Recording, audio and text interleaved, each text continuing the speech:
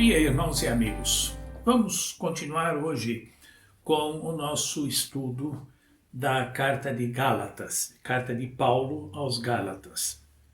No domingo passado, nós ouvimos uma introdução a respeito da carta toda e aí ouvimos também que essa carta é conhecida como a Carta da Liberdade, porque Paulo dá aquela ênfase ali à liberdade do cristão em relação à lei dos judeus.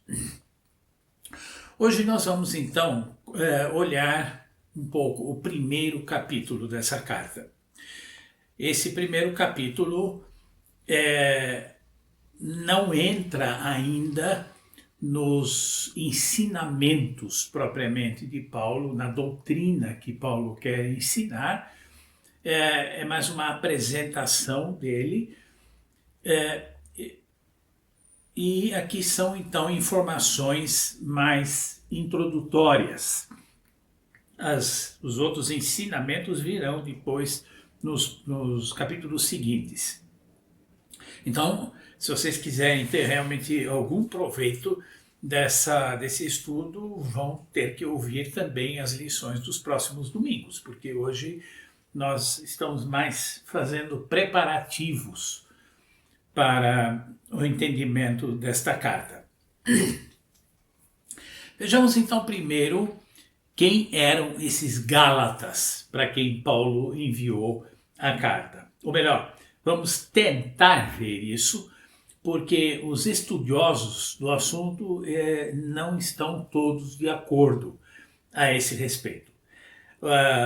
O povo dos Gálatas era um povo de origem celta, de origem europeia, que se fixou naquela região. E a região se situava num lugar onde hoje nós temos a Turquia. Então, onde hoje é a Turquia, lá no meio daquilo ficava a Galácia.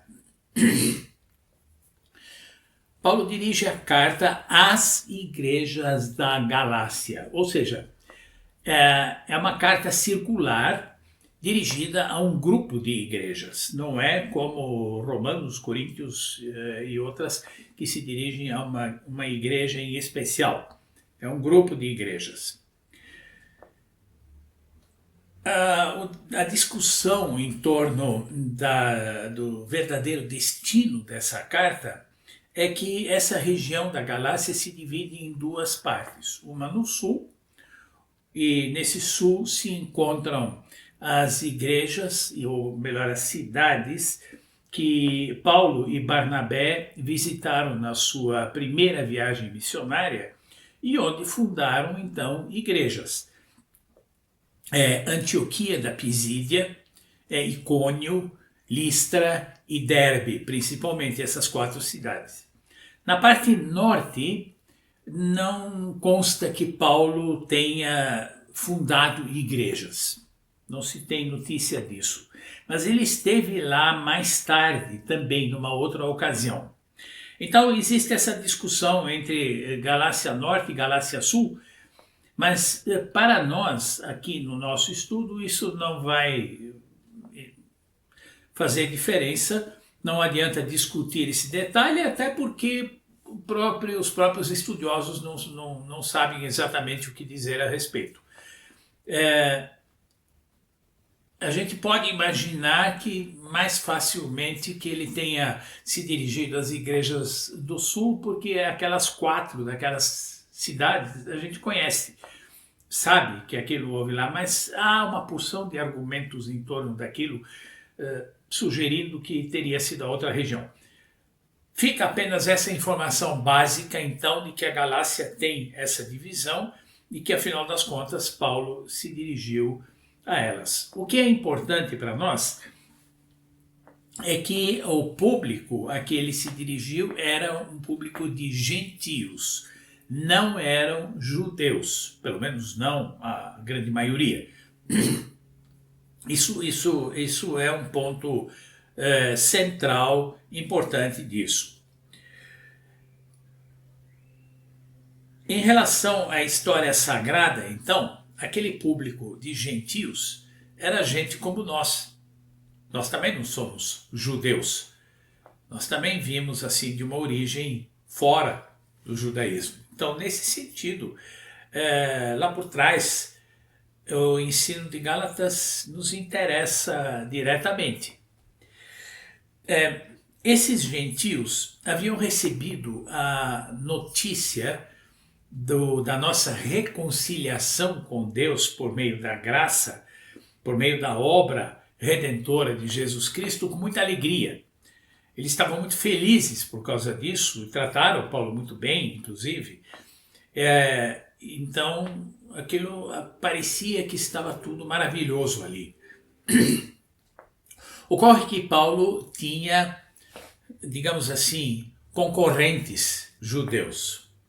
Algumas pessoas, judeus, que também queriam sair por aí e pregar o evangelho e ser líderes de igreja. Nós não sabemos exatamente quem eram essas pessoas. Pode ser que em parte tenham sido alguns daqueles que depois da perseguição acontecida em Jerusalém, quando Paulo ainda era Saulo e perseguia a igreja, o livro de Atos diz que então houve uma perseguição grande lá e eles se dispersaram e saíram por aí para bem longe, inclusive. Pode ser que alguns deles tenham sido desse grupo, mas isso não está escrito, isso é assim, uma conjectura nossa. De qualquer modo, esses cristãos judeus que achavam que só os judeus teriam acesso à salvação, eles achavam que quem não era nascido judeu, assim, nessa situação não poderia ser salvo.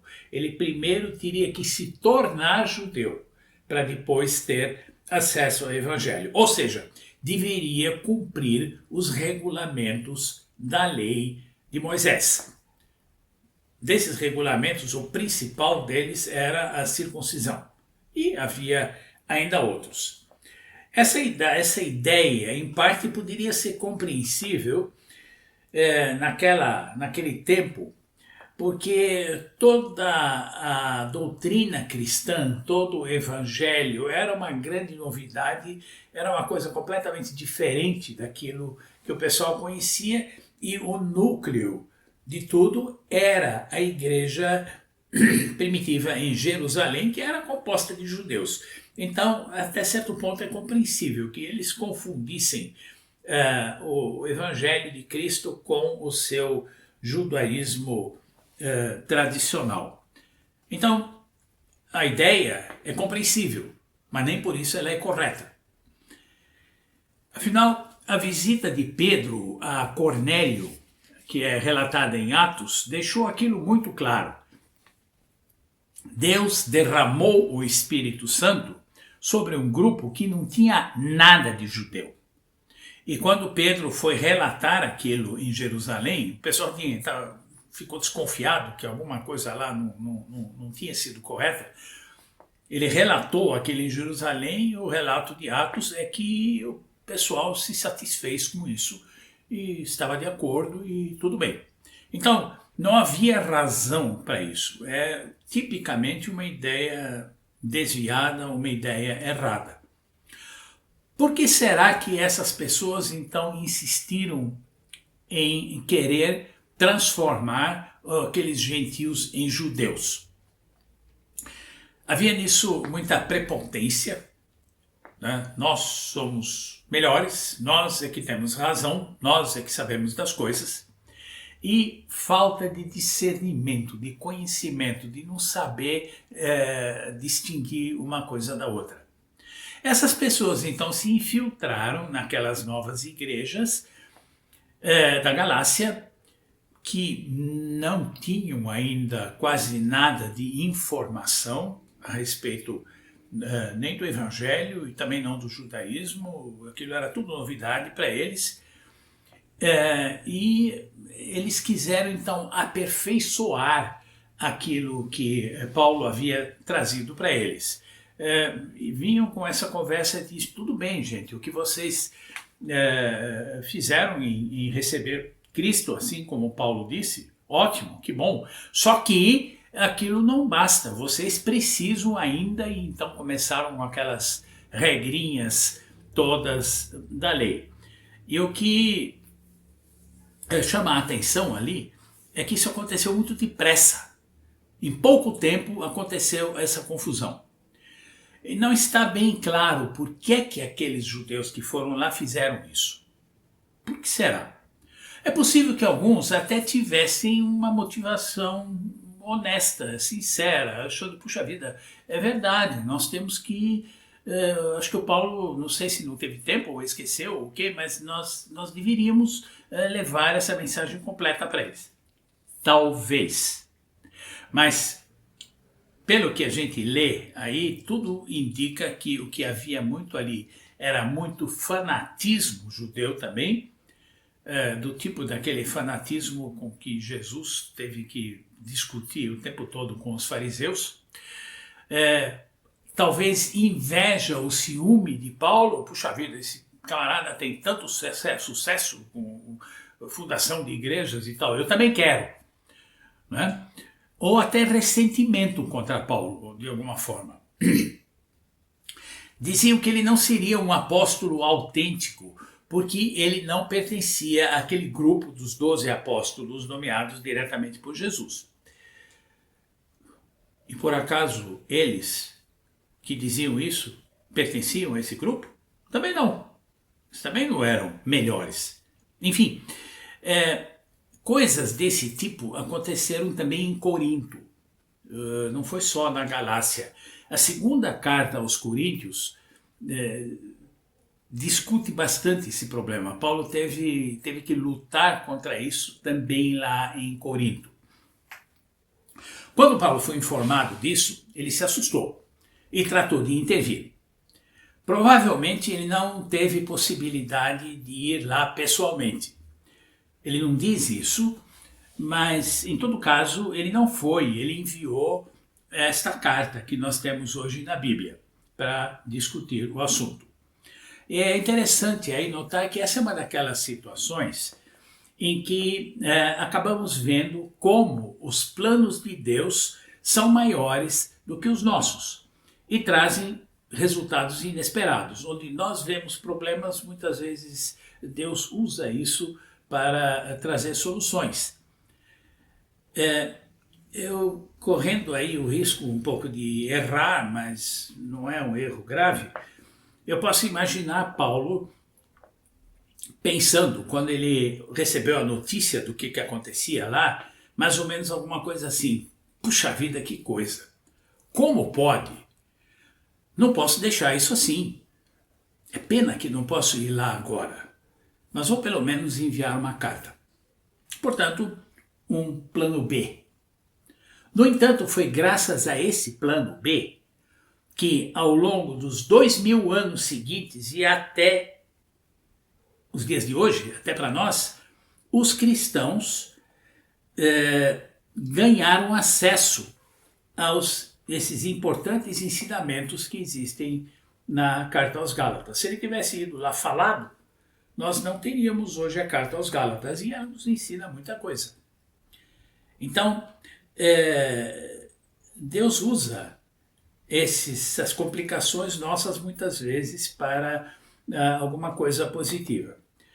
Aqueles de vocês que me ouvem aqui agora e que entendem alemão, talvez conheçam um ditado em alemão que diz: Unsere Verlegenheiten sind Gottes Gelegenheiten.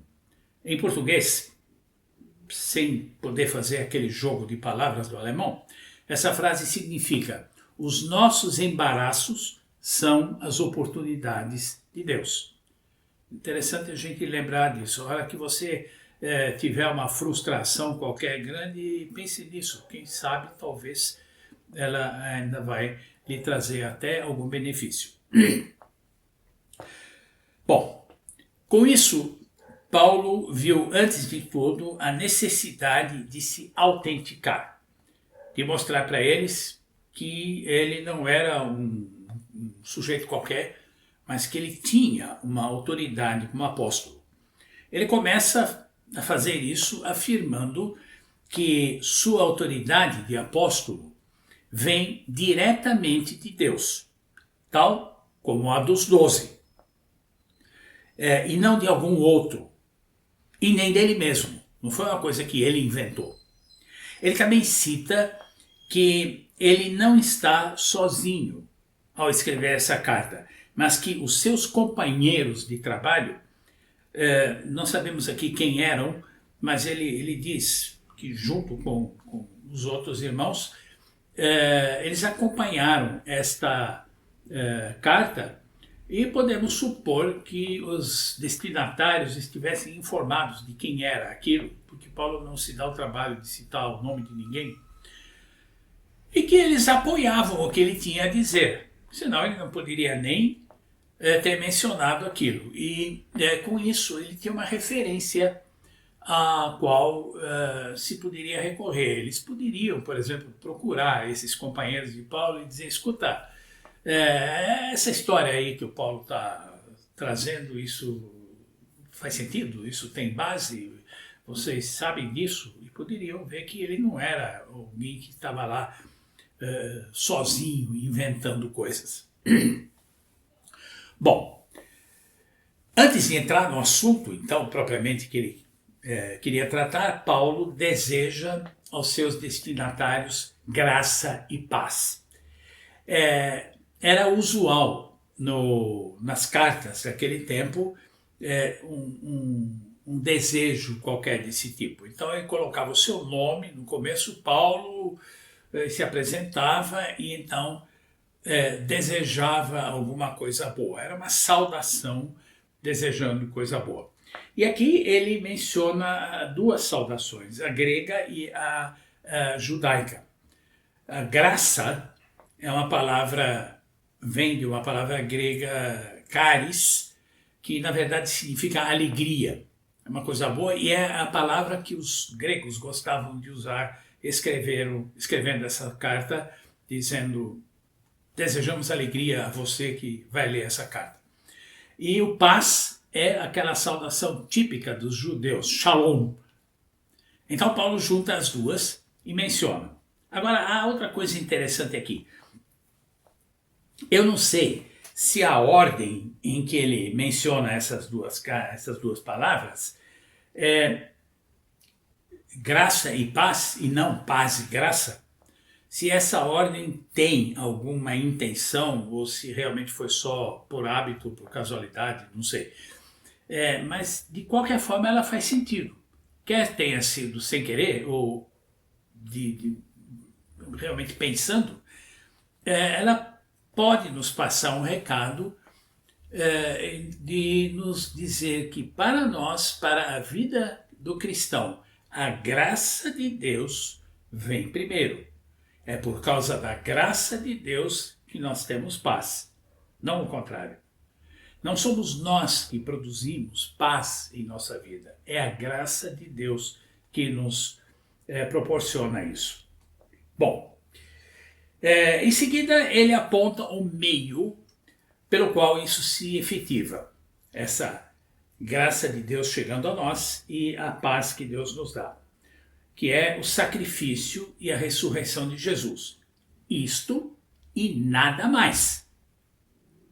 Então, não inventem outra coisa. O sacrifício e a ressurreição de Jesus são os que nos trazem a graça de Deus e a paz. Com isso, Jesus nos resgatou, diz Paulo aí na carta, da presente era. O que é essa era? A palavra grega é aion.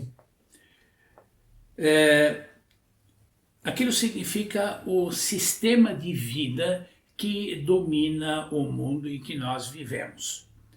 Não é só um período de tempo, mas é todo o jeito do mundo viver.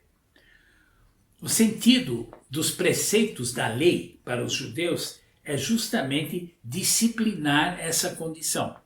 Não é? Se vocês lerem o Antigo Testamento, vocês vão ver que os gentios idólatras, eles praticavam toda sorte de atrocidades em sua religião.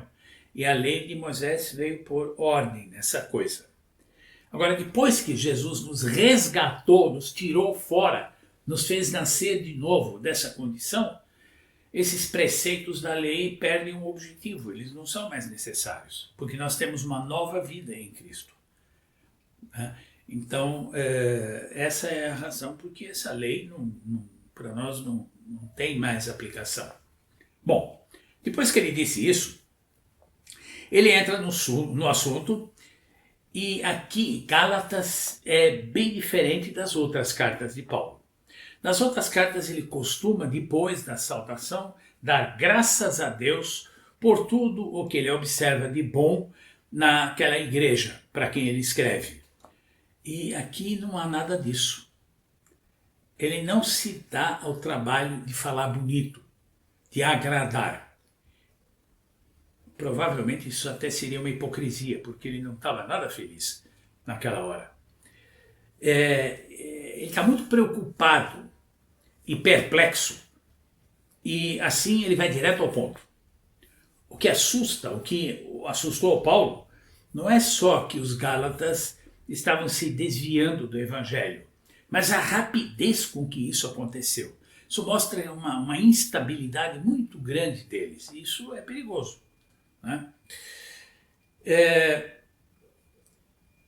Paulo passa então um recado muito duro.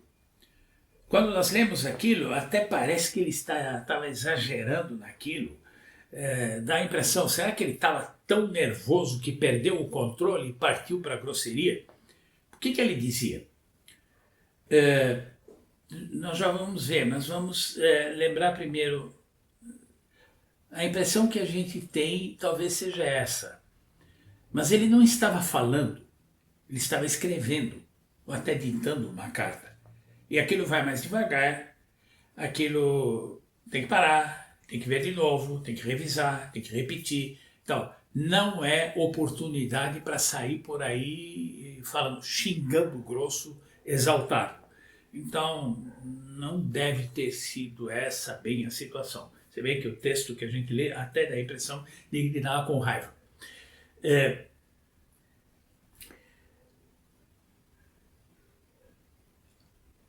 Esse descontrole nervoso, então, é pouco provável. Em todo caso, o que ele diz? Ele amaldiçoa todo aquele que trouxer um ensino diferente do evangelho que ele pregou.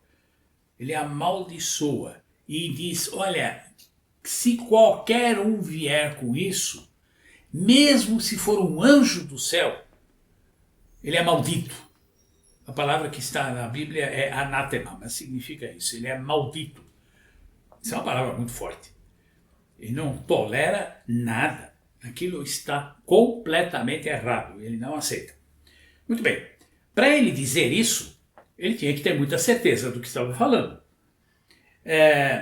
Ou também ele seria prepotente. Eu aqui sou bom, aqui quem manda sou eu,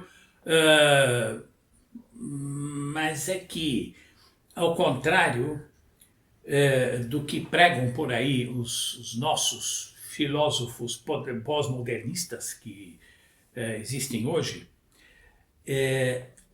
que dizem que não existe verdade absoluta, isso não é verdade. Existem verdades absolutas, sim.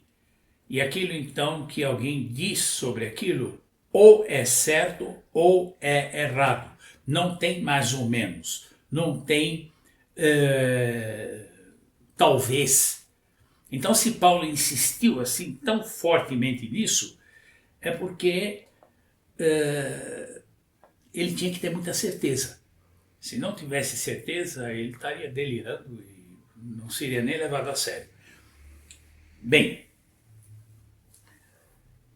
ele insiste então que esse evangelho da graça de Deus é inegociável.